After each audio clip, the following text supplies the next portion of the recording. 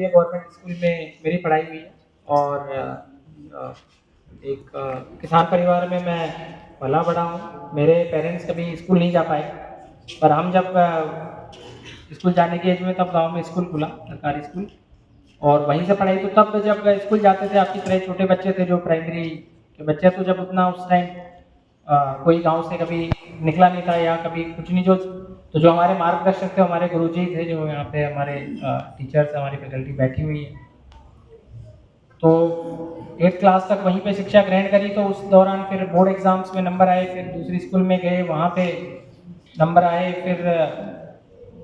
फिर 11th class में जब एडमिशन ले रहे थे तो डायलेमा आ गया कि भी साइंस ले या साइंस या फिर आर्ट्स वाला लें, क्योंकि गांव में किसी ने ली नहीं थी वो।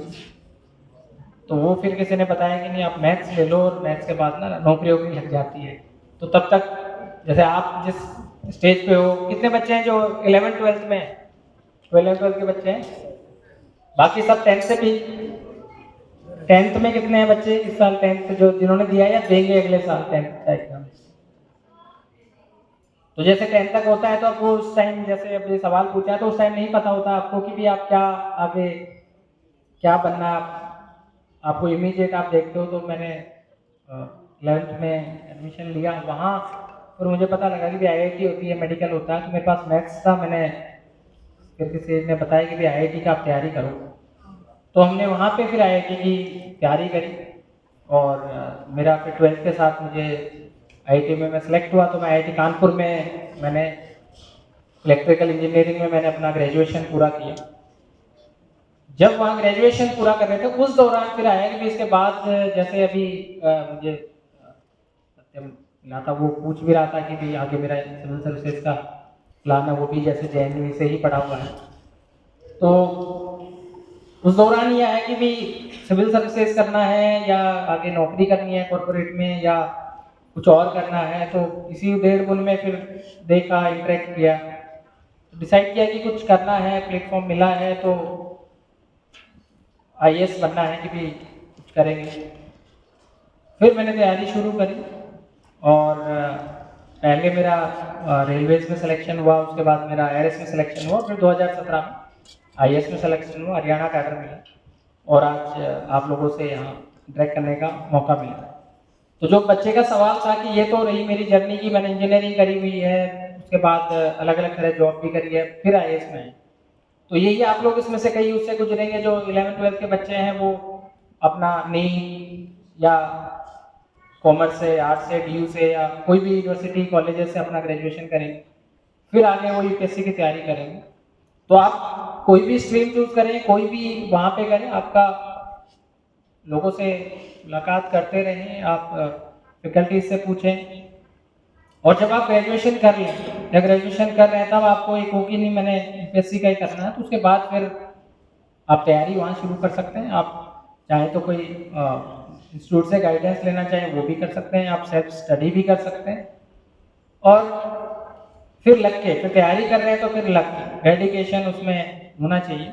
और एक चीज़ मैं आप लोगों को सबको ये चीज़ बता दूं, क्योंकि ये चीज़ जो 6ठी 7वीं क्लास के बच्चे हैं वो आपसे 21 साल की एज के बाद ही आप UPSC दोगे, तो सारे बच्चे आज जितने भी बैठे हैं, तो मैं मानता हूँ कि अगले 7-8 साल बाद वो UPSC देंगे, कुछ उसके बाद देंगे।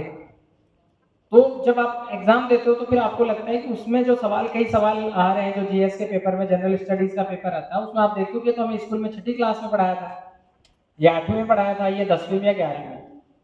तो जो आप वहाँ एग्जाम दे रहे हो, वो आज जो आप पढ़ रहे हो 6ठी से 10वीं या 6ठी से 12वीं तक ज़्यादा पढ़ रहे हो, यही चीज़ें आती है।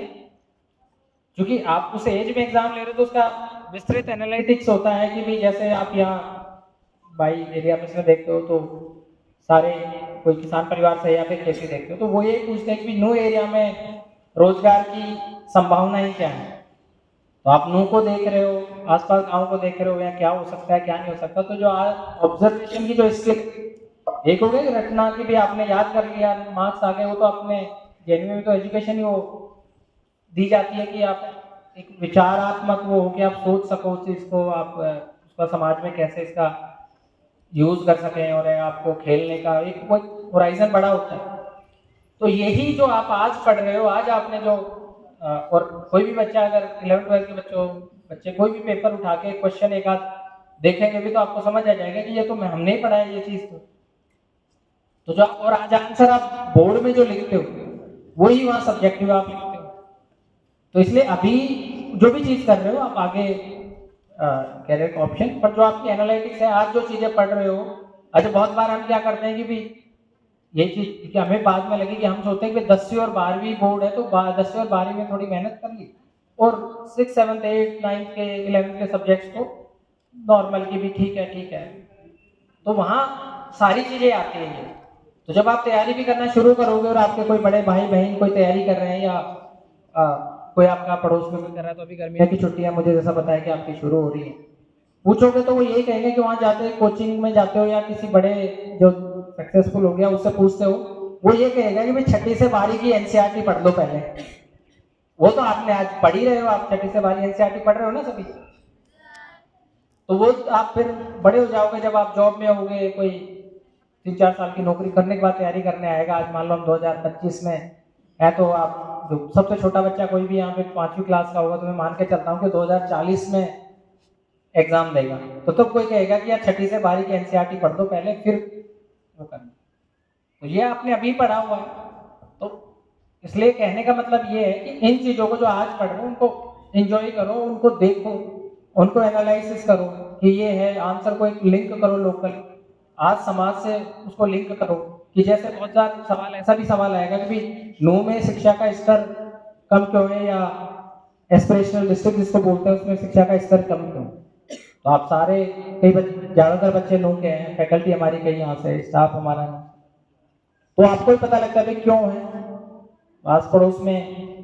क्योंकि अब आप जेनवी में आके यहाँ रहते होंगे, आप पढ़ते होंगे तो आपका पड़ोस में कोई बच्चा आपको देख के कोशिश करता होगा कि मैं भी यार इसके तरह, वो आप गांव की स्कूल में वहां जा रहा होगा।